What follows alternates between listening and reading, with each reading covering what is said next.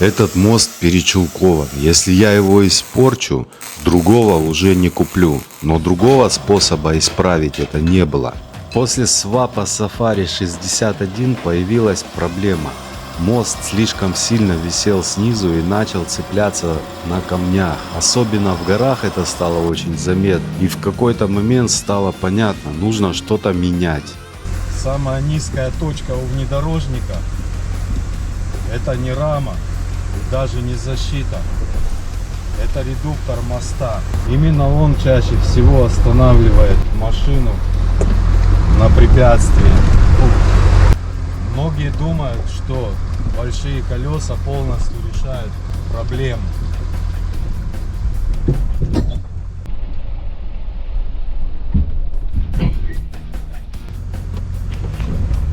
Я не знаю, как эти звуки передать вам, но даже на 35-х колесах мост все равно остается самой низкой точкой. И чем больше редуктор, тем машина раньше начинает садиться на мост.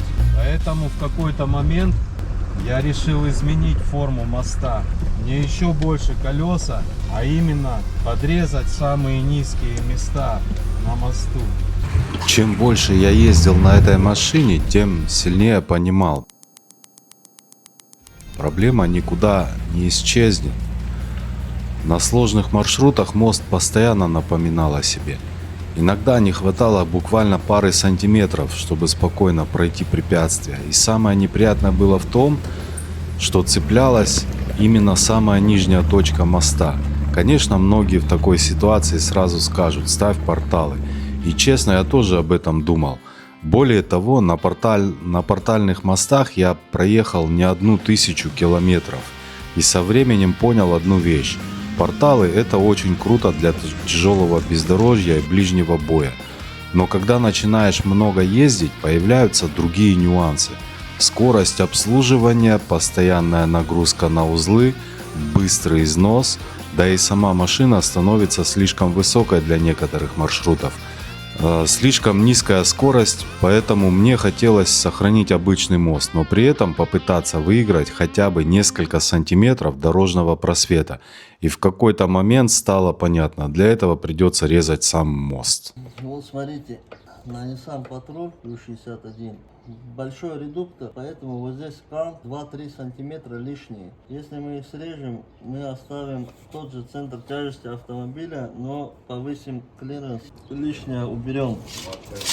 В данный момент, если у нас 25 сантиметров высота, то мы получим 27, может быть 28 сантиметров. Все знают, что Nissan Patrol U61 это танк.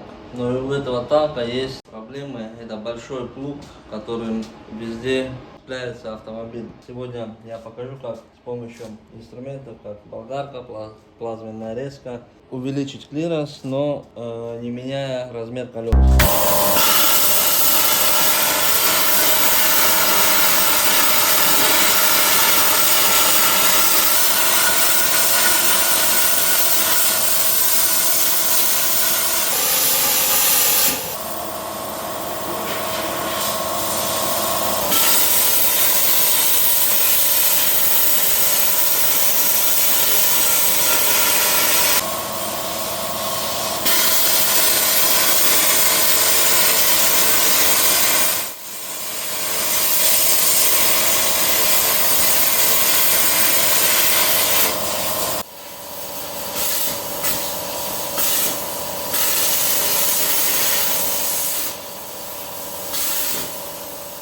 Назад дороги уже не было. В этот момент я уже начал сомневаться, а не испортил ли я все окончательно. Но останавливаться было уже поздно. В этот момент мост уже был разрезан. Честно, видеть такое на редком Safari 61 было непривычно. Когда увидел толщину металла на срезе, стало понятно, насколько все это серьезно.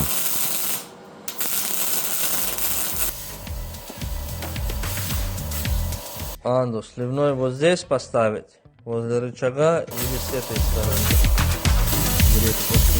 Пока все разобрано, обсудили с Агопом усиление слабых мест.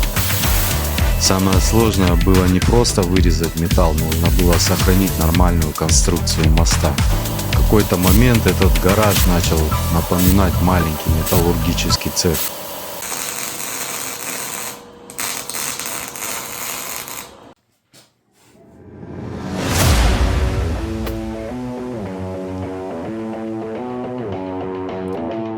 Так, вот, снизу все закрою. И все, вот такая вот линия.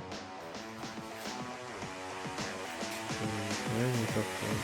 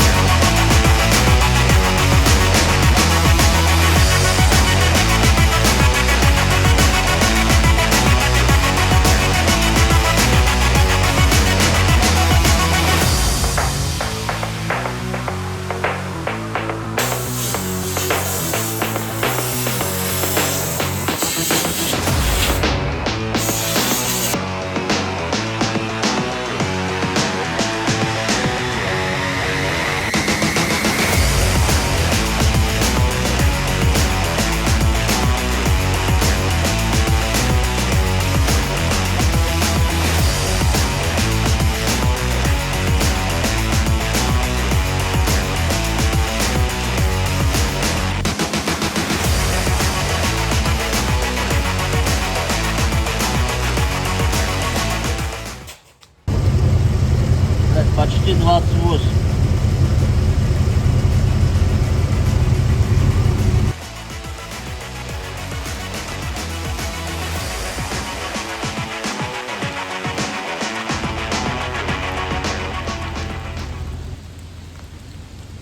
После дождя такие спуски становятся совсем другими. Глина, камни, колея, машина постоянно пытается соскользнуть туда, куда ей самой проще ехать. И именно здесь раньше мосты начинали цепляться чаще всего. Где-то здесь в прошлый раз я чиркнул мостом, и именно после таких моментов начинаешь задумываться, насколько вообще имеет смысл бороться за каждый сантиметр клиренса. На видео это почти никогда не выглядит настолько неприятно, как ощущается внутри машины. Особенно, когда под колесами мокрые камни и под мостом остается всего несколько сантиметров. Но, конечно, полностью этот эффект мы достигнуть не сможем. Все-таки это не портальные мосты, а прямые. Однако, мы и на этом можем доехать очень далеко. Тебя слишком сильно зажимает.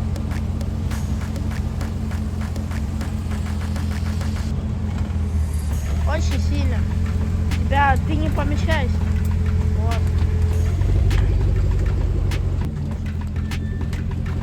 После подрезки разница все-таки ощущается. Машина проходит спокойнее, без постоянного чувства, что сейчас снова услышишь удар металла о камень. Но вместе с этим все равно не отпускает другая мысль. Часть металла с моста уже срезана, и теперь интересно, насколько спокойно он будет чувствовать себя дальше. Вода всегда скрывает рельеф.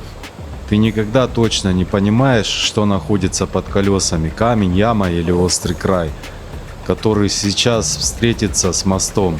Слава богу, сейчас в этом месте не так уж и глубоко, и можно, в принципе, предугадать траекторию движения.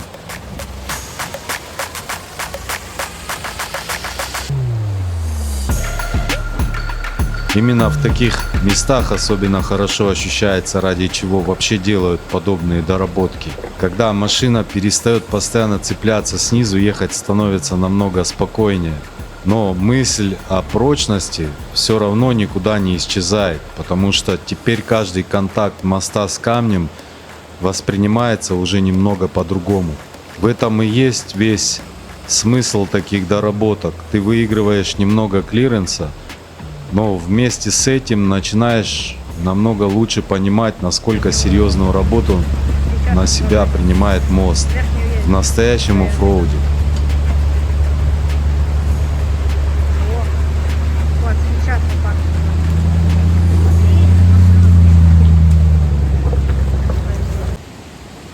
Вот, помогаем природе. Важно это все.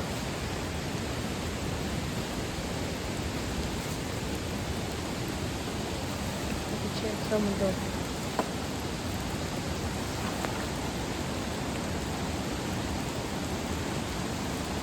Вон еще вилки.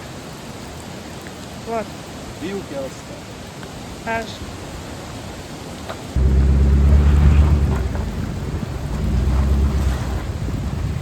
Вон там, он тоже. Как я говорил, уже подъем же. Сейчас,